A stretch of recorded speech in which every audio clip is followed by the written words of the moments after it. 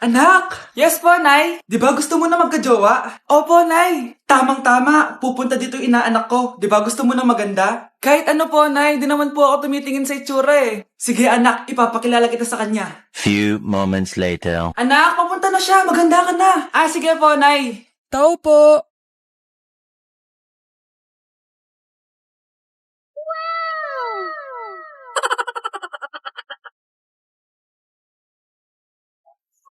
Hi, Ninang! Halika, papakilala kita sa anak ko. Gusto ko daw niyang jowain. Wow, ang gwapo naman niya. Jowain mo na siya. Jojowain ko na yan, Ninang. Jowa!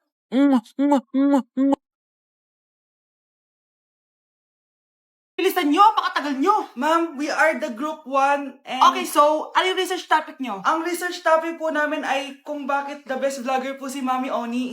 Nice topic. So, bakit nga ba the best vlogger si Mami Oni? Kasi ma'am, tahimik lang siya sa umpisa kahit di mo siya pilitin. Okay, what about the others? Ma'am, malasing mo lang siya, agad siyang sasama. Kahit di mo siya akitin, ma'am. Meron ka bang lemon, ma'am? Lemon? Bakit? Kasi gusto niya tequila. Yun naman pala. Pagkatapos na mag-shot, sipsipin mo yung dila niya. At huwag mo siyang susubukan dahil buka niyang isusubo. Ito na ata yung pinaka-the best na research. At dahil dyan, tigisa kayo ng iPhone 14. Gusto ko yung nakakapakong malaki. Ngiti mo das sa tabi. 95? Ba't ang baba? Buti pa yung anak ni Aling Susan, naka 99. Hindi ka kasi nag-aaral na maayos.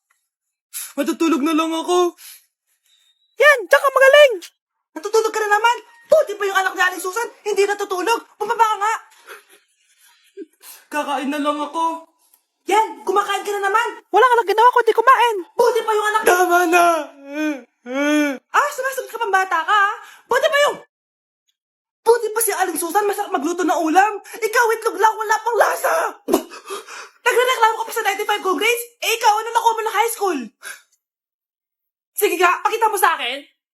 Buti pa si Aling Susan, hindi mapanakit. Ikaw, mapanakit!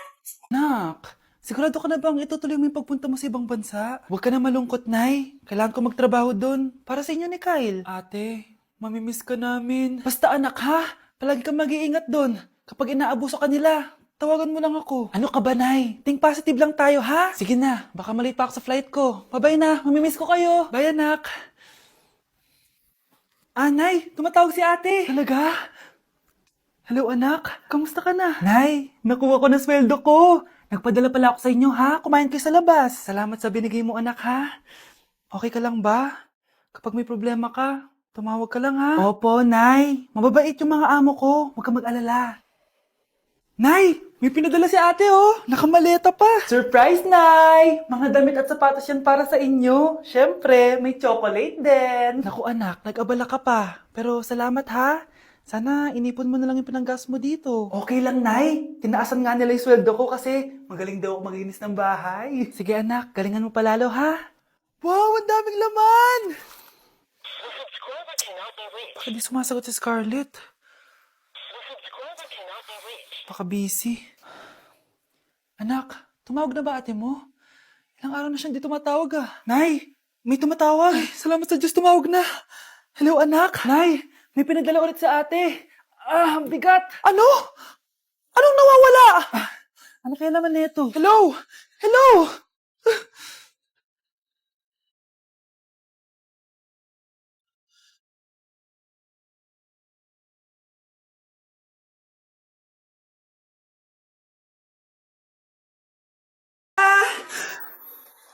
Oo nga, Mari. Ang ganda ng damit mo.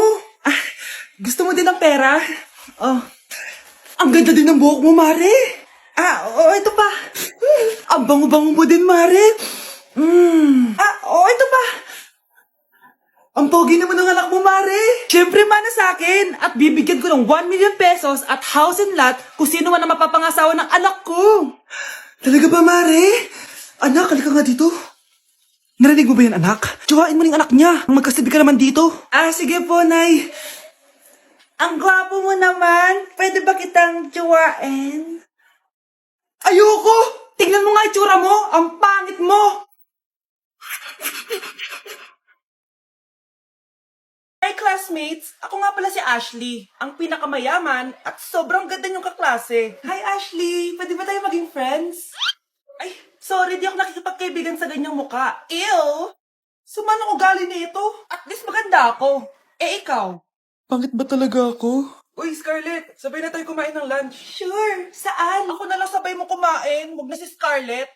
Ako na bahala sa lunch mo for the whole year. Walang iya ka, Ashley. Aagawin mo pa sa akin yung crush ko. Sige na. Gusto mo bilan pa kita ng car? Car? Sige, sabay na tayo kumain, Ashley. Sorry, Scarlett. Sorry, ako pinili niya. Eat well sa'yo, ah. Bes, payag ka ba nun? Inagawan ka ni Ashley? Ano bang magagawa ko, Bes? Kailangan ko maging blooming. Hay naku, madali lang yung sagot dyan. Try mo tong Garnier Vitamin C Serum. Baka ito na the right one for you at hindi yung crush mo. Tama ka dyan, Bes. Kaso natatakot ako, baka lalo lang ako maging haggard. Don't be afraid to try new things kasi. Malay mo ito na yung sagot para maging fresh ka. Sabi mo yan na.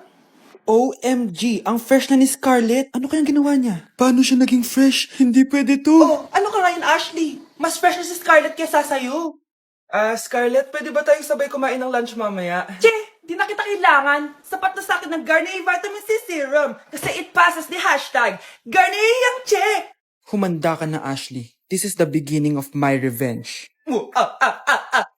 Anak, nakita mo ba yung cellphone ng tatay mo? Nilagay ko dun sa loob ng kabaong niya bago siya ilibing. Ha? Ba't mo naman ginawa yun, anak? May mga importante laman doon. Baka sakaling buhay pa siya para matawagan niya ako. Ay, Diyos ko talaga tong batang to.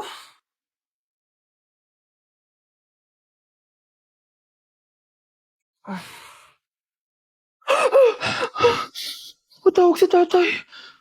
Nay, kailangan natin pumunta sa sementeryo. Tumawag sa akin si tatay. Anak, pwede ba? Wala akong oras makipagbiruan sa'yo. Marami pa ako tatapusin trabaho. Pero nay, pag di ka pa tumigil, kukunin ko yung cellphone mo.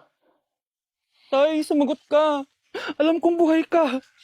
Sa lahat ng pwede kong makita, ikaw pa talaga. Jessica, tinatawagan ko lang tatay ko. Nababaliw ko na talaga, no? Patay na tatay mo, di ba? Baliw. Hindi, buhay siya.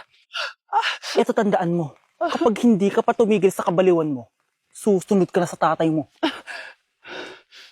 Sinabihan akong baliw ni Jessica tapos sinaktan niya ako. Totoo naman, di ba? Nabuhay ka.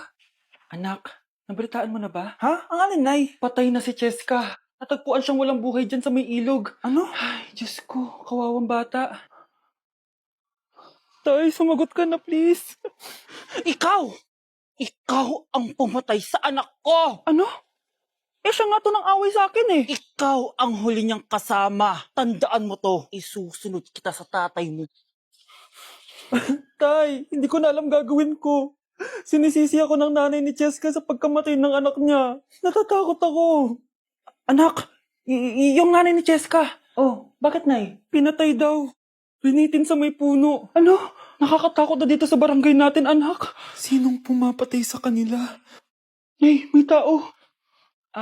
Sino po sila? Magandang araw po. Ako po si Detective Jason. Ako ang may hawak sa investigation case sa pagkamatay ni Cheska at ng kanyang nanay. Bakit kayo nandito? Dahil dito.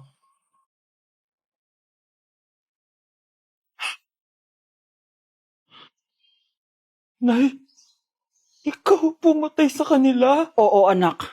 Narinig ko lahat ng mga sumbong mo sa tatay mo. Cellphone ni tatay. Pinangako ko sa tatay mo bago siya mamatay na poprotektahan kita kahit makapatay man ako ng tao. Sumama ka sa akin, ma'am, para ma-interview ka namin. Tandaan mo to, anak. Kahit nasa kulungan ako, poprotektahan kita.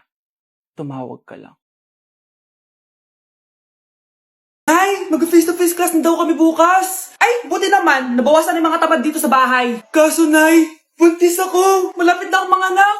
Ha? Alam ba naman yan, anak? Buntis ka pala, di ko alam. Anong gagawin ko, Nay? Kaka-cellphone mo yan eh. O sige, kakusapin ko teacher mo. A few moments later. Pasok po kayo.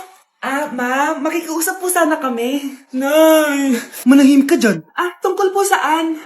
May tumor po kasi sa tiyan yung anak ko, ma'am. Hindi po siya makakapasok sa school. Ganun ba? O sige, i-exempt ko na lang siya. Salamat po, ma'am. Tara na, anak. Ang sakit na tiyan ko. Anong nangyayari? Wala po to, ma'am. Nay, mga nata ko. Ba't ngayon pa? Umiri ka. Ano ba naman yan? Sige, ire. Ay,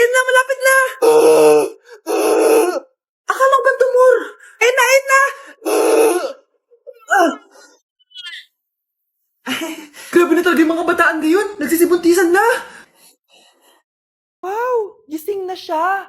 Ang pala mo nandito sa bahay. Nay, wag ngayon please. Alam mo, bilib din ako sa'yo eh. Wala na nga tayong makain, nagpabuntis ka pa. Buti pa yung anak ni Rosa, pag-aaral ay natupag. Nakakawalang gana!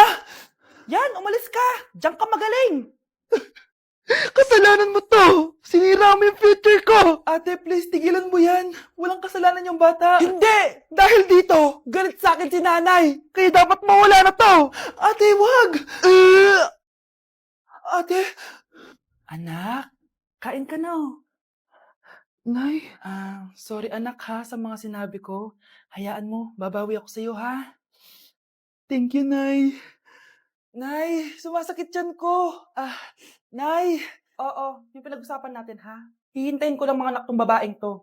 Pag nabigay ko na yung bata, ibigay mo na agad yung pera sa akin ha. Balak ibenta ni nanay yung anak ko. O anak, okay ka lang? Walang iya ka, Nay! Ang sama mo! Akala ko, totoo nagbago ka na. Pera pa rin pala yung nasa utak mo. Abay, bakit? Wala ka nang pakinabang dito. At least yung anak mo, mapapakinabangan ko. Wala ka namang papakain dyan eh. Napakasama mo! Lalayas na ako sa impyernong to! Sige, lumayas ka! Sino tinakot mo? Tignan natin kung saan ka pupulutin. Hello, Bes. Hello, Bes. Kilala mo ba si Edward? Oo, Bes. Siya yung ama ng dinadala ko. Mayaman pala sila, Bes. Gusto kanyang makita kasi gusto niyang panagutan yung baby mo. Talaga? Oo, Bes. Ito na yung Bes. Bes, hindi mo na kailangan magtiis na nanay mo. Hindi pwedeng anak ko lang ang makikinabang sa yaman ng lalaking yun. Dapat ako din. Anak! Anak! Anak, paano ka, anak? Anak! Anak! Anak! Anak, gumising ka! Tulong! Tulong! Few moments later. Dok, kamusta na po anak ko? Wala na ang anak mo. Ha? Nilipat na namin siya sa ibang kwarto. Ay, kamusta naman siya, Dok? Ikinalulungkot ko pero hindi na magtatagal ang anak mo. Meron na lamang siyang 5. 5 years? Hindi, 5. 5 months. 5. 4. Dok? 3. Dok? 2. Nay, eto na po yung pagkain ni tatay. Thank you, anak. Pwede ba ako pumasok, Nay? Wag na muna, anak. Baka ma-stress yung tatay niyo eh. Sana gumaling na si tatay. Ang tagal niya na kasing paralyzed eh. Sige, Nay. Alis na ako. Mahal, papakainin na kita ha. Naglutuan ka ni Scarlett. Nay, eto na po yung pagkain ni Ano yun, Nay? Ang baho. Ay, anak, mamaya mo na ibigay yan. Papaliguan ko muna yung tatay mo. Nagpupo na naman. Sige, Nay. Tao po, delivery po. Ano po yun? Kay Susan po, importante daw po to. Si nanay. Ako na lang po magbibigay sa kanya. Nay, may nagpapabigay po nito sa inyo. Binasa mo ba to, anak? Hindi po, Nay. Wag na wag mo tong babasahin, ha? Sige po, Nay. Mamamalengke lang ako na uulamin natin, ha? Ikaw muna magbantay ng bahay. Ano yun? Bakit sobrang baho naman? Saan nanggagaling yun? Dito sa kwarto nila nanay. Tay, nagpupo ka na naman, no? Yung envelope to, Death certificate? Hindi naman patay si tatay,